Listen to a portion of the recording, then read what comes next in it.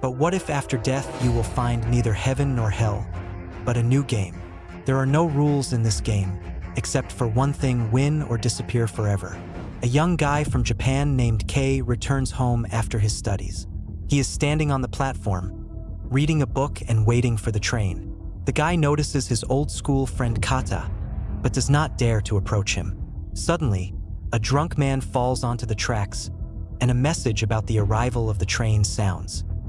Kata jumps down to save this man, but he is too heavy. Kata asks Kei to help him. Kei is very scared. Kata barely pulls the drunk man onto the platform, but he does not have time to get out. Kei holds out his hand to him, but does not hold his friend and also falls onto the tracks. At this moment, a train is rapidly entering the station. Kei and Kata enter a white room. There are several confused people sitting on the floor. In the center of the room is a huge black ball with a shiny surface. Kata sees the Tokyo Tower in the window. All people are trying to figure out where they are. One of the guys in this room says that there are no living people here anymore. Suddenly, laser beams shoot out of the black ball and materialize into a woman's body right in the air. She's a cute girl with no clothes on. Kata covers her with her jacket. She regains consciousness. A song for morning exercises sounds from the balloon. The inscription, "Your old lives are over," appears on it. The next inscription looks even more incomprehensible. "Your target is a creature." A drawing of a man with green hair and the inscription "Onion Alien" appears on the ball. Two compartments with black suitcases appear from the ball. Inside the balloon sits a bald man without clothes in an oxygen mask.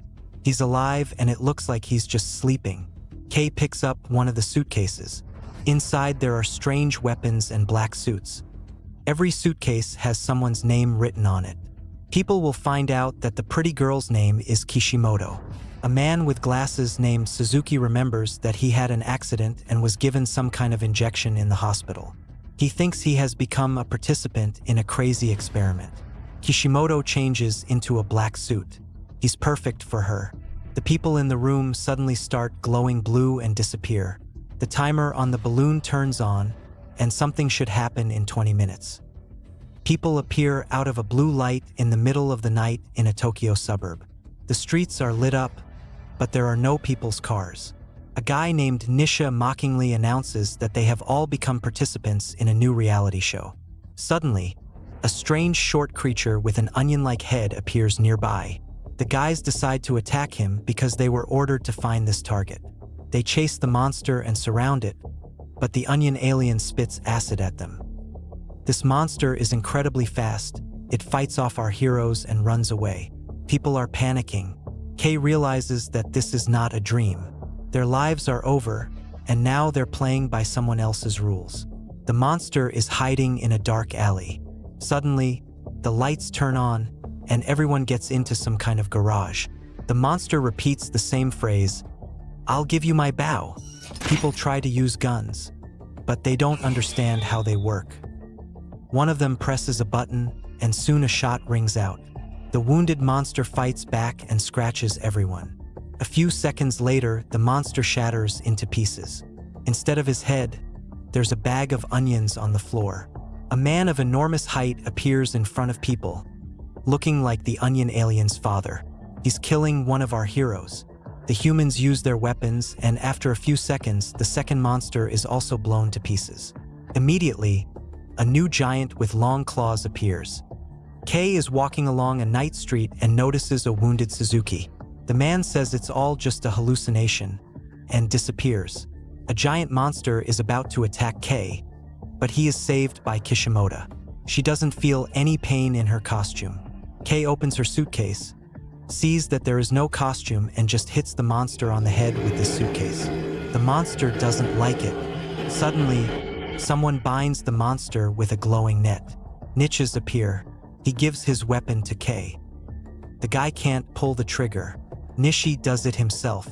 The monster shatters into pieces, and all the participants in this crazy game are once again enveloped in a blue glow.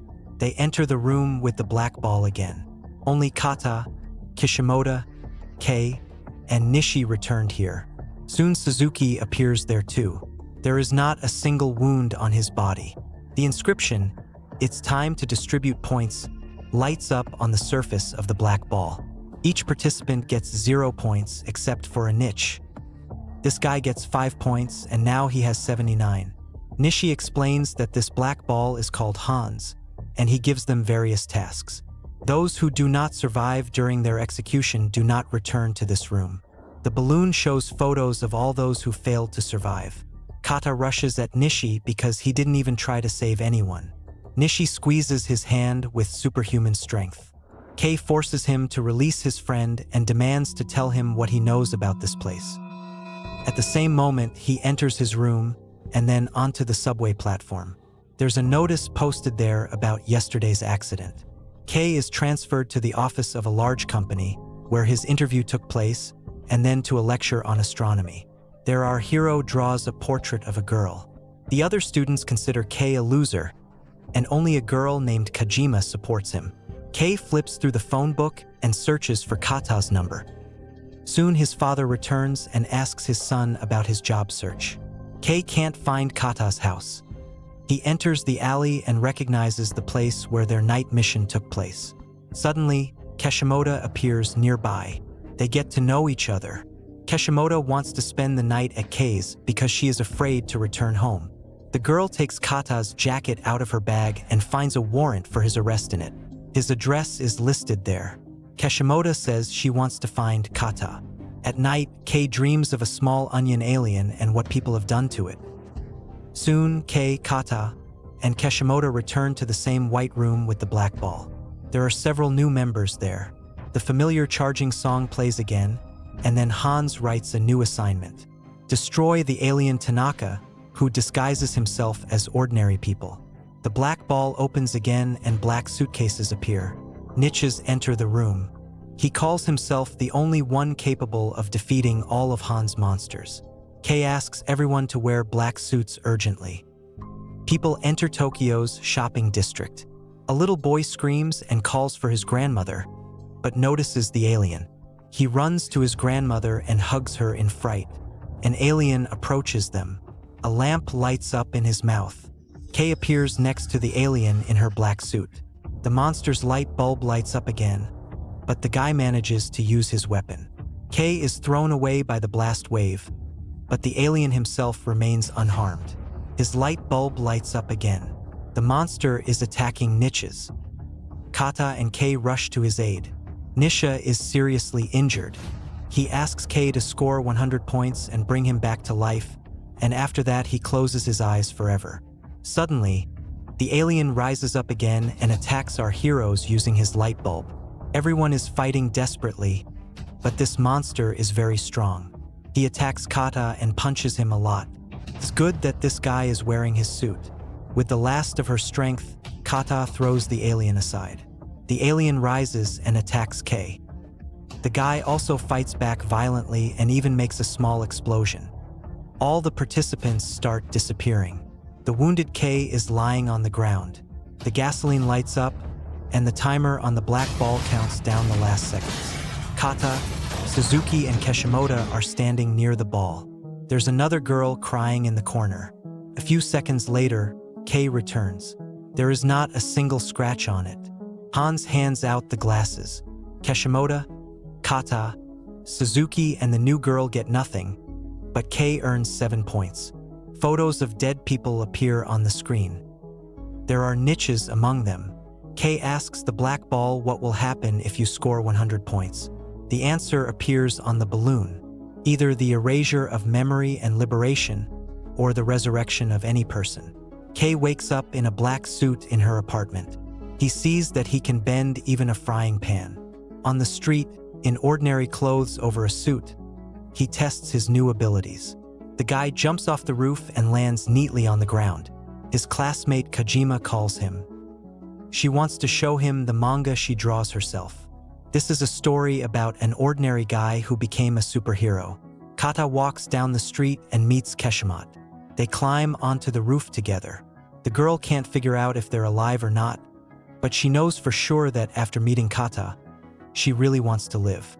The guy confesses to his girlfriend that he attacked his alcoholic father and therefore ended up in a juvenile colony. There is a fire in the underground parking lot on TV. Kata sits with his younger brother Ayuma and worries about not being able to save people. Ayuma says that Kata often goes out at night. Soon, all our heroes return to the room with the black ball. There are new people there. The black ball opens again, and the man in the oxygen mask appears.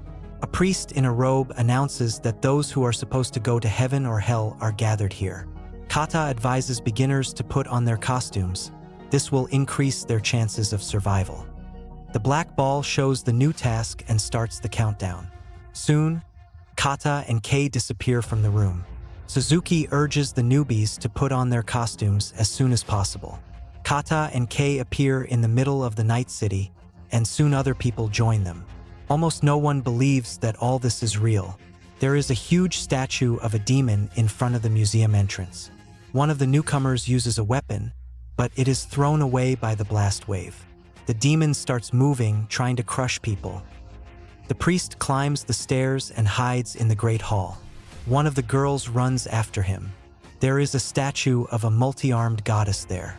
Kei distracts the demon and asks everyone to use weapons. The demon dodges the shots and attacks back.